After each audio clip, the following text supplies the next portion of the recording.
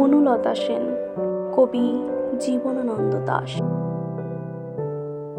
হাজার বছর ধরে আমি পথ হাঁটিতেছি পৃথিবীর পথে, সিংহল সমুদ্র থেকে আরো দূর অন্ধকারে মালয় সাগরে। অনেক ঘুরেছি আমি বিম্বিসার অশোকের ধূসর জগতে, সেখানে ছিলাম আমি আরো দূর অন্ধকার বিদর্ভ নগরে। আমি ক্লান্ত প্রাণ এক, চারিদিকে জীবনের সমুদ্র সফেন। আমারে দুদণ্ড শান্তি দিয়েছিল নাটোরের বনলতা সেন।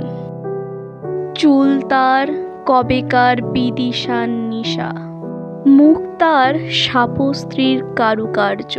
অতি দূর সমুদ্রের পর হাল ভেঙে যে নাবিক হারায়েছে দিশা, সবুজ ঘাসের দেশ যখন সে চোখে দেখে দারুচিনির দ্বীপের ভিতর, তেমনি দেখেছি তারে অন্ধকারে। বলেছে সে, এতদিন কোথায় ছিলেন?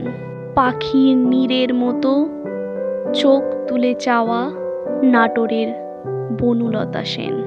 সমস্ত দিনের শেষে শিশিরের শব্দের মতন সন্ধ্যা আসে, ডানার রৌদ্রের গন্ধ মুছে ফেলে চিল।